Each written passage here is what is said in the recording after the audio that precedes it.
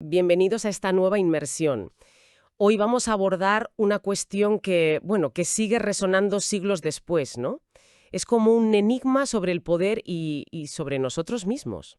Efectivamente. La pregunta de fondo es, ¿por qué obedecemos? Más aún, ¿por qué a menudo parece que elegimos servir? Incluso a un poder que nos oprime, vaya. Es una pregunta que nos asalta de lleno al leer un texto del siglo XVI, pero que tiene una vigencia asombrosa. Hablamos del discurso de la servidumbre voluntaria, de Etienne de la Boétie. Eso es. Un escrito breve, sí, pero increíblemente denso y provocador, diría yo. Sin duda. Y para explorarlo contamos con material de primera, la edición de Trota, que incluye una presentación muy clarificadora de Pedro Lomba. También textos de su gran amigo Michel de Montaigne, que es inseparable de la Boétie, claro. Y un epílogo fundamental del filósofo Claude Lefort, que nos da claves muy interesantes. Pues nuestra misión hoy es precisamente esa, intentar desentrañar esa idea central, casi escandalosa, del discurso. ¿De dónde viene esa voluntad de servir? Claro, si no es solo la fuerza bruta lo que sostiene a la tiranía, ¿qué es entonces? ¿Cuál es el resorte secreto? Vamos a sumergirnos en los argumentos, en las palabras del propio La Boétie, y veremos cómo pensadores como Lefort nos ayudan a entender eso que La Boétie llamó un vicio monstruoso. Casi una enfermedad del alma colectiva, sí. Prepárense porque la reflexión puede ser, algo incómoda quizás. Pues empecemos por situar al autor. Como nos recuerda Pedro Lomba en la introducción, hablar de Etienne de la Boétie, que vivió entre 1530 y 1563, es casi imposible sin mencionar a Michel de Montaigne. Hombre, claro, su amistad es legendaria, una de las más famosas de la historia de la literatura, sin duda. Y Montaigne no fue solo su amigo del alma. Tras la muerte prematura de la Boétie, muy joven, por una enfermedad, Sí, se convirtió en el guardián de su legado, incluyendo este polémico discurso. Una tarea que, como vamos a ver, le trajo bastantes quebraderos de cabeza. es que la historia editorial de este texto es movidita, ¿eh? La intención original de Montaigne era publicarlo en sus famosos ensayos. Exacto, y además en un lugar muy simbólico, en el capítulo dedicado a la amistad, como el homenaje definitivo a su amigo. Pero claro, el contexto histórico se cruzó. Eran los tiempos de las terribles guerras de religión en Francia. Sí, ese conflicto sangriento entre católicos y hugonotes, los protestantes franceses. Y el discurso con ese mensaje tan potente contra la tiranía, pues que empezó a circular de forma clandestina. Y claro, los panfletarios hugonotes lo vieron como un filón, lo adoptaron y lo publicaron a veces con el título contra el uno, como un arma directa contra la monarquía católica. Uf, me imagino el susto de Montaigne. Ver el texto de su amigo usado así, en plena guerra civil. Pues sí, le aterró. Vio cómo se instrumentalizaba políticamente, y por eso tomó una decisión que debió ser muy dolorosa, retirarlo de los ensayos. ¿Y qué puso en su lugar? Unos sonetos de la Boétie. Pero la cosa no quedó ahí. La situación se puso tan fea que el Parlamento de Burdeos, el mismo del que la Boétie había sido consejero, No me digas. pues sí, ordenó quemar públicamente el libro en 1579. Lo consideraron sedicioso. Madre mía. ¿Y qué hizo Montaigne entonces? Pues se dedicó a una especie de operación de limpieza de imagen póstuma. Empezó a presentar a la Boétie como un ciudadano modélico. O sea, a proteger su memoria. Exacto. Lo describía como un católico devoto, leal al rey, totalmente contrario a las revueltas y los tumultos. Llegó a decir, jamás hubo ciudadano mejor, ni más enemigo de los tumultos. Entiendo. E insistió mucho en que el discurso era solo un ejercicio de retórica, una cosa de juventud, escrita casi por divertimento, inspirada en Plutarco y otros clásicos. Vamos, quitándole toda la carga política. Y ahí encaja la polémica sobre la fecha de escritura, ¿no? Porque Montaigne decía que era muy temprano. Claro, él sugería que lo escribió entre 1546 y 1548. La Boétie tendría entonces solo 16 o 18 años. Eso apoyaba la idea del ejercicio juvenil inofensivo. Pero hay otras teorías. Sí, estudiosos posteriores, fijándose en referencias internas del texto, a personajes como Longa o poetas como Ronsard, creen que es más tardío. Apuntan más bien a 1552 o 1553. Bueno, más allá de la fecha exacta, ¿qué figura de la Boétie emerge realmente? Pues mira, Ni el revolucionario radical que quisieron ver los hugonotes, ni tampoco el joven ingenuo y apolítico que pintó Montaigne para protegerlo. Entonces, Era un humanista, un hombre culto, católico convencido, sí, pero fíjate qué curioso, partidario de la tolerancia religiosa, algo muy raro en esa época. eso lo demostró en otros escritos, ¿verdad? Sí, en su Mémoire sur la pacificación de Trouble, era un hombre fiel a las instituciones, sí, pero con una mirada muy crítica, muy profunda, sobre la naturaleza del poder. No era ingenuo en absoluto. Pues vayamos ya al meollo, a esa idea tan potente del discurso. Comienza citando a Homero, donde Ulises dice que no es bueno tener varios señores. Pero la Boétie le da una vuelta. Una vuelta genial, sí. Dice, bueno, pero tampoco es bueno tener uno solo. Y a partir de ahí lanza la pregunta clave que es casi un grito de asombro. A ver cómo era. Dice, quisiera tan solo entender cómo puede ser que tantos hombres, tantos burgos, tantas ciudades, tantas naciones, aguanten alguna vez a un tirano solo, el cual solo tiene el poder que aquellos le dan. Es tremenda la pregunta. El poder se lo damos nosotros. Ahí está la tesis central. La idea inaudita, como la llama Lomba, para la Boétie, y esto Claude Lefort lo analiza muy bien en su epílogo El nombre de uno. ¿Sí? ¿Qué dice Lefort? Pues que la tiranía no se sostiene principalmente por la fuerza, por la coacción externa. La raíz es más profunda, más inquietante. Está en una especie de desnaturalización interna. Desnaturalización. Sí, en una voluntad activa de servir por parte de los propios súbditos. Lefort lo llama un vicio monstruoso, un concepto que casi choca, ¿no? Porque une dos términos opuestos, voluntad y servidumbre, dentro de la misma persona. La cadena se forja desde dentro, vamos. El propio La Boétie lo dice con una fuerza, ¡buf!, cuestionando si es solo miedo, ¿verdad? Exacto. Hay un pasaje brutal donde dice algo así como, si 100, si 1000 aguantan a uno solo, no diremos que no quieren, no que no osan enfrentarse a él. Claro, si fueran pocos, vale, pero... Pero sigue, si 100, si 1000 millones de hombres no se defienden de uno solo, ¿cómo podremos nombrar eso? Es cobardía. Y él mismo responde que no, ¿no? Dice, ¿qué vicio monstruoso es este, que ni siquiera merece el título de cobardía?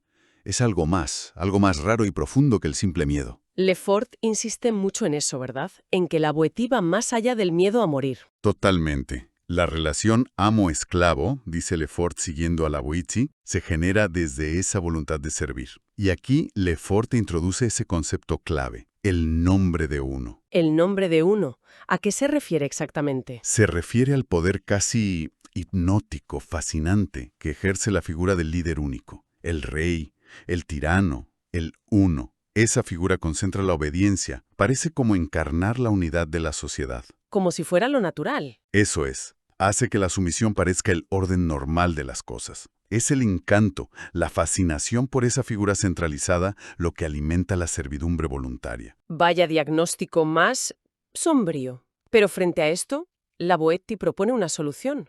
Una que parece simple, casi ingenua, a primera vista. Sí, pero que es de una radicalidad tremenda. Dice, resolveos a no servir más y seréis libres. Ya está, resolvernos a no servir. Bueno, matiza. No quiero que os lancéis sobre él, sino solamente que no le apoyéis más, y le veréis como un gran coloso al que se le ha retirado la base, caer por su propio peso y romperse. O sea, no es tanto atacar, sino dejar de sostener. Exacto. La radicalidad aquí, y Lefort lo subraya mucho, es enorme. Suena fácil, dejad de apoyar.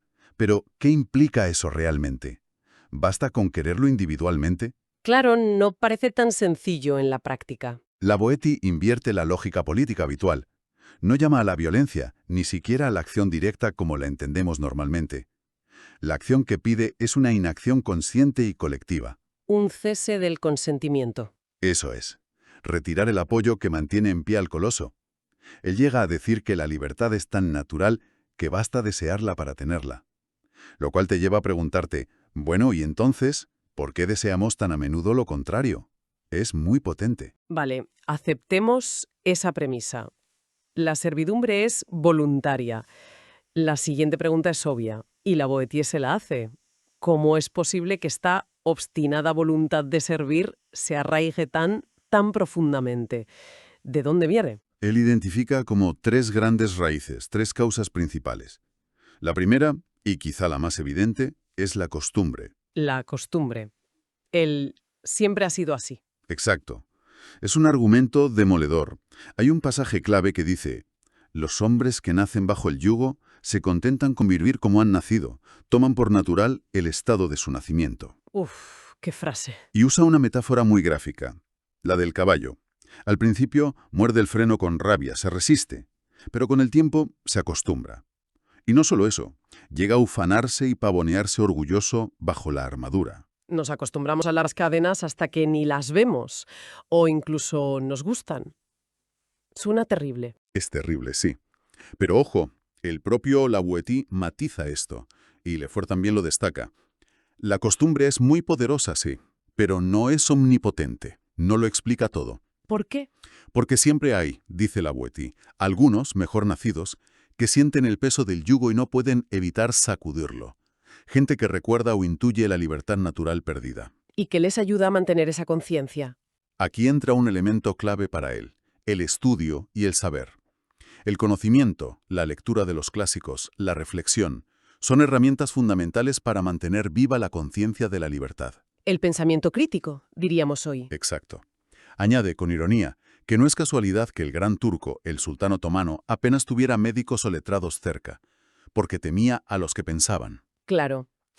Si la costumbre nos adormece, ¿qué más nos mantiene ahí, en la servidumbre? La segunda gran razón que da es el engaño y las distracciones. Son lo que él llama, con una imagen buenísima, los cebos de la servidumbre. Cebos, ¿a qué se refiere? Pues enumera los teatros, los juegos, las farsas, los espectáculos, los gladiadores, las bestias extrañas, las medallas, los cuadros y otras drogas semejantes. Pan y circo, vamos, lo de siempre. Exactamente eso. Y da ejemplos históricos muy concretos. Habla de los emperadores romanos que repartían trigo, vino, sestercios. Una liberalidad que él critica, ¿no? Claro, dice con mucho sarcasmo que no era más que devolver al pueblo una mínima parte de lo que le habían robado antes. Y recuerda cómo el pueblo romano lloraba a tiranos como Julio César o Nerón. ¿Por qué? Si eran tiranos. No por sus virtudes, claro, sino por el recuerdo de sus banquetes, de sus espectáculos, de sus regalos. El pueblo se quedaba con eso. Es increíble cómo funciona eso. Y señala también el uso de la religión y la superstición para darle al tirano un aura divina.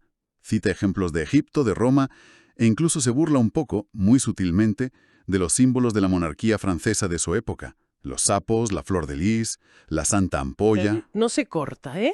Y tampoco se olvida de los intelectuales, de los poetas cortesanos. Menciona a Ronsard, a Dadubeley, y los llama encantadores que adulan al poder a cambio de favores. Cómplices también, a su manera. Tenemos la costumbre, las distracciones. ¿Cuál es la tercera pata de esta mesa? Es la que La Boétie considera el resorte y el secreto de la dominación. La pieza clave, vamos, es la estructura jerárquica de la tiranía. Una estructura. ¿Cómo funciona? Argumenta que lo que de verdad sostiene al tirano no son sus guardias, no es solo el ejército, es una red enorme de cómplices. Cómplices. Sí, describe como una pirámide. Arriba está el tirano. Justo debajo tiene a 5 o 6 personas muy cercanas. Sus ojos, sus oídos, los que participan directamente de sus crueldades y también de sus placeres. Vale, el círculo íntimo. Esos 5 o 6 controlan a otros 600, y esos 600 tienen bajo su mando a 6000. Una red que se va extendiendo hacia abajo. Exacto, hasta llegar a millones de personas que están atadas por esa cadena. Pero, ¿qué une a toda esa gente? ¿No puede ser solo la lealtad al tirano? ¿O sí? Claro que no. Lo que les une, dice La Boétie sin tapujos, es el interés, la ambición, la participación en el botín del saqueo que es la tiranía. O sea, todos sacan tajada a distintos niveles. Eso es.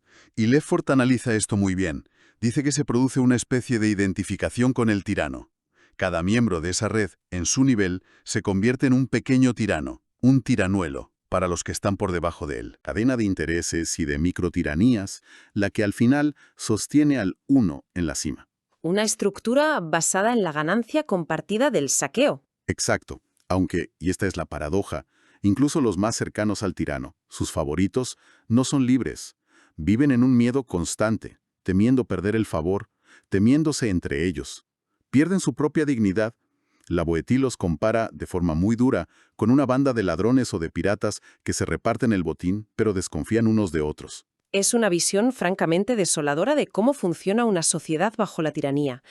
Frente a esta pirámide de miedo y de interés, ¿qué ideal positivo podemos encontrar en la Boétie? Aquí es donde entra la amistad con mayúsculas, ¿verdad? Exactamente.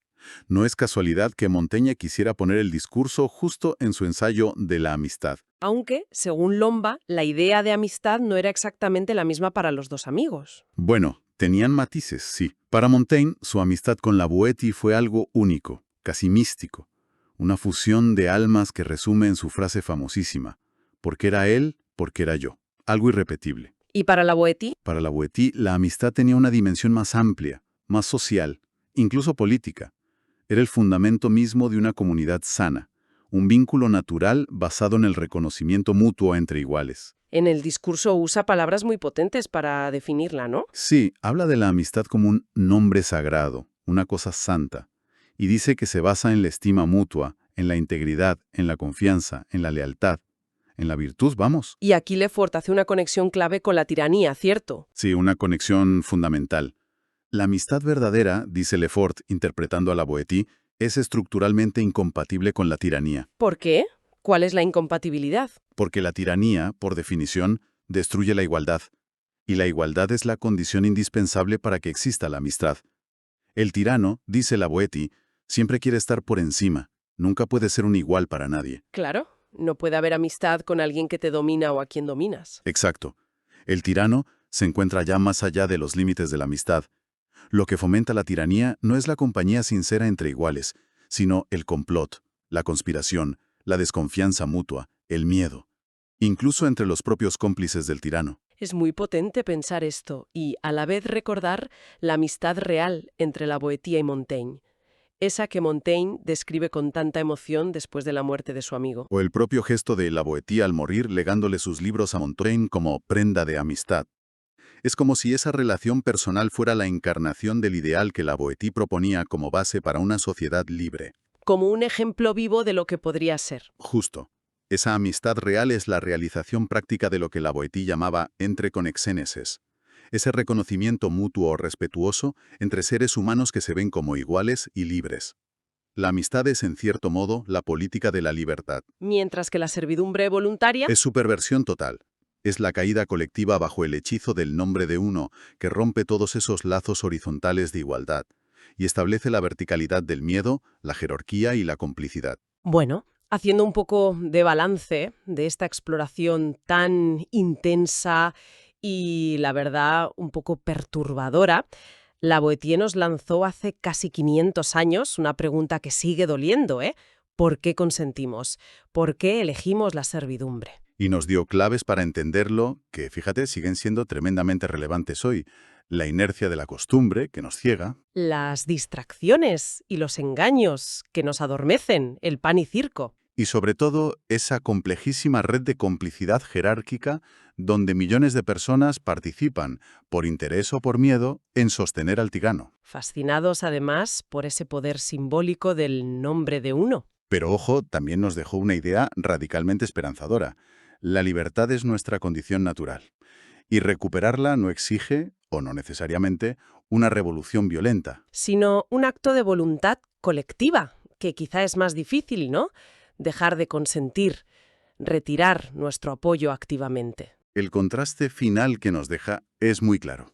Por un lado, una sociedad basada en la igualdad, el reconocimiento mutuo, la confianza, simbolizada por la amistad. Y por otro, la sociedad jerárquica de la tiranía, que se basa en el miedo, en la complicidad interesada y en la ilusión del poder concentrado en ese uno. Exacto. Y bueno, para terminar, quizá podríamos dejar una reflexión final inspirada un poco en ese epílogo de Club de Fort que comentábamos. A ver. Llama la atención que la Boétie, después de diagnosticar tan brillantemente la enfermedad de la servidumbre y de exaltar la libertad, no nos da un plano detallado. No hay un manual de instrucciones sobre cómo debería ser una sociedad libre o qué instituciones la garantizarían. Es cierto, hay como un silencio ahí sobre la forma concreta de la libertad política. Entonces, la pregunta es, ¿y si ese aparente silencio no fuera una carencia, sino parte del mensaje? Interesante. ¿Qué quieres decir? Pues que quizás la Boétie nos está sugiriendo que la verdadera libertad no consiste tanto en encontrar una forma política perfecta y definitiva, que podría convertirse en un nuevo uno, aunque fuera benévolo, sino más bien en otra cosa. sino en mantener una vigilancia constante, una resistencia continua, individual y colectiva, contra la seducción del nombre de uno en todas sus formas, las antiguas y las nuevas que puedan surgir. Una invitación a cuestionar siempre dónde ponemos nuestro consentimiento, a quién o a qué decidimos apoyar. Exacto. Una pregunta abierta, sin duda, que nos deja pensando mucho después de cerrar el libro. Una tarea que parece le toca a cada generación. Desde luego, una tarea que no acaba nunca.